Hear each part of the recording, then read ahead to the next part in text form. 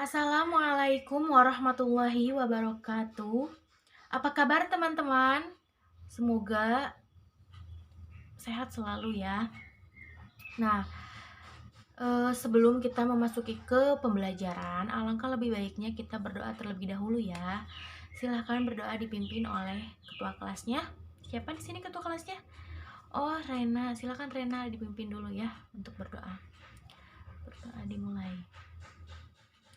Oke, terima kasih kepada Rena yang sudah memimpin doa. Nah, ada yang inget gak sih? Kali ini pembelajaran kita itu tentang apa sih? Ada yang tahu nggak anak-anak?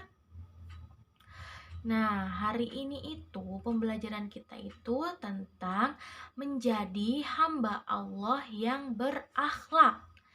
Nah, sebelum dilanjut nih, Ibu mau ada sedikit menanyakan kepada kalian ya. Kalian sudah berakhlak belum nih? Udah mempunyai akhlak yang baik belum terhadap sesama ya tentunya? Apakah kalian memperlakukan bahkan sesama teman atau teman sebangku gitu dengan yang wajar, sepertinya misalnya berakhlak baik, kalian tidak boleh mencela, tidak boleh mencaci maki. Nah, manusia adalah makhluk Allah yang sempurna dan mulia. Letak kesempurnaan dan kemuliaan manusia diantaranya terletak pada akhlaknya. Setiap tingkah laku manusia mempunyai nilai. Tidak demikian dengan tingkah laku hewan. Karena manusia disebut sebagai makhluk bersusila. Jika akhlaknya baik, berarti ia telah mampu mempertahankan harkat dan martabatnya sebagai manusia yang sempurna dan mulia. Jika sebaliknya, maka sesungguhnya ia telah menjatuhkan harkat dan martabatnya seperti binatang, bahkan lebih hina daripada binatang. Nah, adapun ayat yang menerangkan ya, yang artinya itu, dan sungguh akan kami isi neraka jahanam banyak dari kalangan jin dan manusia. Mereka memiliki hati tetapi tidak dipergunakannya untuk memahami ayat-ayat Allah, dan mereka memiliki mata tetapi tidak dipergunakannya untuk melihat tanda-tanda kekuasaan Allah, dan mereka mempunyai telinga tetapi tidak dipergunakannya untuk mendengarkan ayat-ayat Allah. Mereka seperti hewan ternak, bahkan lebih sesat lagi. Mereka itulah orang yang tengah-tengah, orang yang lengah. Itu ada dalam Quran surat Al-A'raf ayat 179. Nah, adapun macam-macam akhlak. Yang pertama itu ada akhlak wad'i yang berisikan misalnya berpedoman kepada olah pikir atau pengalaman manusia dan hanya mempunyai satu macam sanksi saja. Yang kedua itu akhlak dalam Islam. Banyak ya macam-macam kalau akhlak dalam Islam itu.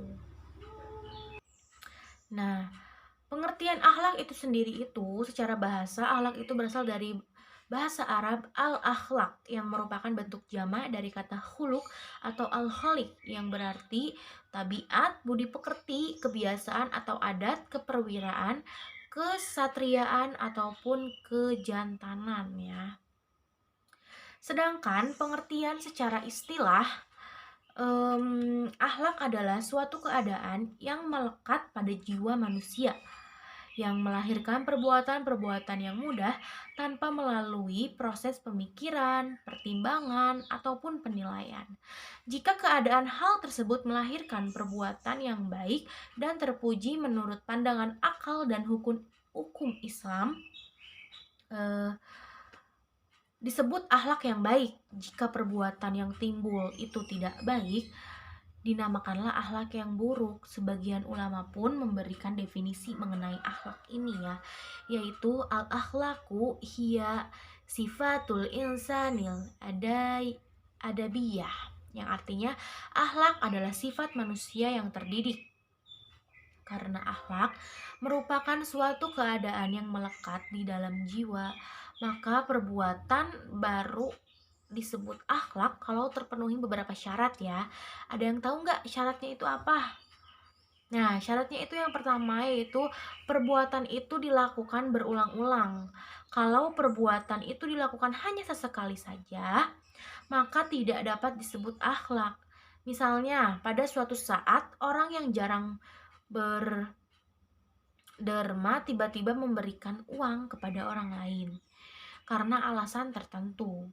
Tindakan seperti ini tidak bisa disebut murah hati, berakhlak, dermawan, karena hal itu tidak melekat di dalam jiwanya. Nah, yang kedua, adapun perbuatan itu timbul mudah tanpa dipikirkan atau diteliti terlebih dahulu, sehingga benar-benar merupakan suatu kebiasaan. Jika perbuatan itu timbul karena terpaksa atau setelah dipikirkan dan dipertimbangkan secara matang, tidak disebut akhlak. Akhlak itu menempati posisi yang sangat penting ya dalam Islam, sehingga setiap aspek dari ajaran agama ini selalu berorientasi kepada pembentukan dan pembinaan akhlak yang mulia, yang disebut dengan akhlakul karimah. Nah, yang pertama itu tadi saya akan menyebutkan tentang akhlak-akhlak, macam-macam akhlak ya. Nah, yang pertama itu tadi saya sudah menyebutkan akhlak wad'iyah. Akhlak wad'iyah adalah norma yang mengajarkan kepada manusia dengan berpedoman kepada Allah, pikir kepada olah pikir, maksud saya olah pikir dan pengalaman manusia. Manusia dengan menggunakan akhlaknya berpikir dan bertindak ke arah yang baik dan benar dengan menjadikan akal sebagai rujukan dalam perbuatan kehidupan sehari-hari. Nah, dengan demikian akhlak ini hanya mempunyai satu macam sanksi, yaitu sanksi yang datang dari masyarakat ataupun sesama manusia ya, seperti itu. Nah, yang kedua itu ada akhlak Islam atau akhlak dalam Islam. Norma keagamaan adalah akhlak yang mengajarkan akhlak kepada manusia dengan mengambil tuntutan yang telah diberikan Allah Subhanahu wa taala dan Rasulullah Shallallahu alaihi wasallam dalam Al-Qur'an dan hadis. Nah, dengan demikian akhlak ini mempunyai dua macam sanksi apabila dilanggar. Yang pertama adalah sanksi dari Tuhan yang bersifat gaib, dan yang kedua adalah sanksi yang datang dari masyarakat ataupun sesama manusia. Adapun ciri-ciri akhlak dalam Islam yaitu yang pertama ya, kebaikannya bersifat mutlak, al-khairiyah al-mutlaqah, yaitu kebaikan yang terkandung dalam akhlak Islam merupakan kebaikan yang murni, baik untuk individu maupun untuk masyarakat, di dalam lingkungan, keadaan, waktu, dan tempat apapun. Yang kedua, yaitu kebaikannya bersifat menyeluruh atau al-salahiyah al-ammah, yaitu kebaikan yang terkandung di dalamnya merupakan kebaikan untuk seluruh umat manusia di segala zaman dan di semua tempat. Nah, yang ketiga yaitu tetap dan kontekstual, yaitu kebaikan yang terkandung di dalamnya bersifat tetap, tidak berubah oleh perubahan waktu dan tempat atau perubahan kehidupan masyarakat.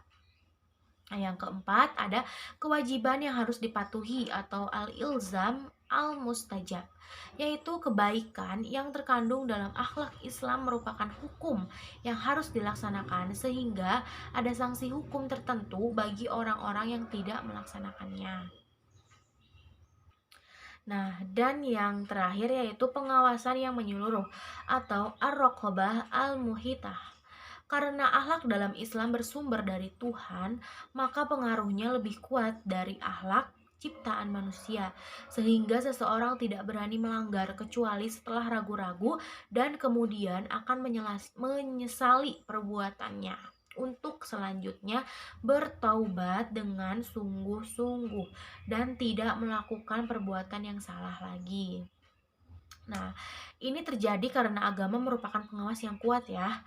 Pengawas lainnya adalah hati nurani yang hidup, yang didasarkan pada agama, dan akal sehat yang dibimbing oleh agama serta diberi petunjuk. Nah, ada nggak sih yang bertanya-tanya, apa sih persamaan antara akhlak, etika, moral, dan budi pekerti? Kalau yang seperti kita tahu ya, di antara yang tadi Ibu sebutkan itu semuanya sudah mencakup seperti akhlak. Intinya itu akhlak kita ya, budi pekerti gitu. Nah, Etika itu berasal dari bahasa Yunani atau ethos, artinya karakter, kebiasaan, watak, sifat, seperti itulah ya. Nah, sedangkan secara istilah etika itu ilmu pengetahuan yang menetapkan ukuran-ukuran atau kaidah-kaidah yang mendasari pemberian, tanggapan, atau penilaian terhadap perbuatan-perbuatan. Sedangkan moral berasal dari bahasa Latin mors, artinya mengenai kesusilaan. Nah, secara istilah moral adalah ajaran tentang baik dan buruk yang diterima secara umum. Sedangkan budi pekerti berarti tabiat, akhlak, dan watak. Nah, bagaimana sih cara meningkatkan kualitas akhlak kita? Peningkatan kualitas akhlak ini sangat penting dilakukan untuk mencapai kemuliaan hidup ya. Kualitas akhlak atau kemuliaan sudah menjadi tujuan dari diutusnya Nabi Muhammad SAW sesuai dengan sabdanya. Sesungguhnya aku diutus untuk menyempurnakan akhlak yang mulia. Rasulullah Shallallahu Alaihi Wasallam sendiri merupakan figur ideal dan contoh kepribadian utama yang bisa dijadikan teladan ya. Nah, harus diketahui juga akhlak tidak akan tumbuh tanpa diajarkan dan dibiasakan. Oleh karena itu, pengetahuan tentang akhlak selain sebagai ilmu, secara bertahap juga harus diikuti secara terus-menerus bentuk pengamalannya. Baik di rumah, di sekolah, ataupun di masyarakat ya. Rasulullah dalam banyak hadisnya memberikan pelajaran melalui latihan dan pengalaman. Bagaimana beliau sholat dan wudhu langsung dipraktikkan dan para sahabat diminta untuk menirukan. Latihan dan pengalaman seperti ini bisa diterapkan di rumah ataupun di madrasah. Guru atau orang tua ya melakukan gerakan wudhu dan sholat dengan sempurna. Kemudian ditirukan oleh anak-anak dan murid-muridnya. Latihan dan pengalaman seperti ini bisa dikembangkan dalam perilaku dan kegiatan sehari-hari sehingga anak-anak sejak dini sudah berada dalam lingkungan yang mampu memberikan warna dan menyamaikan benih-benih akhlak yang baik. Nah, jika ini dilakukan secara istiqomah dan terus-menerus akan melahirkan suatu masyarakat yang berakhlak dan berbudi pekerti yang baik. Nah, jadi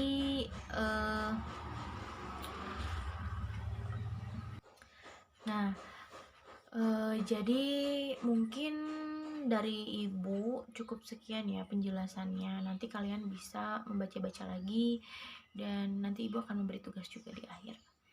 Nah, jadi sebisa mungkin kita sebagai manusia harus memperbaiki akhlak kita ya terhadap Allah Subhanahu wa taala tentunya dan tentunya terhadap orang-orang di sekitar kita. Kita harus selalu berbuat baik dan kebaikan itu harus menjadi kebiasaan di diri kita ya. Menjauhi segala larangan Allah. Insya Allah hidup kita akan tenang, tentram gitu. Tidak pernah mengusik orang lain, itu juga termasuk akhlak yang baik ya.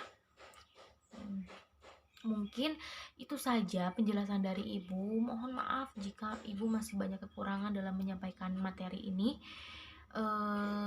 Terima kasih sudah memberikan waktunya untuk ibu. Semoga ada hikmah yang bisa kalian ambil ya dari materi kali ini. Terima kasih. Wabillahi taufiq wal hidayah. Wassalamualaikum warahmatullahi wabarakatuh.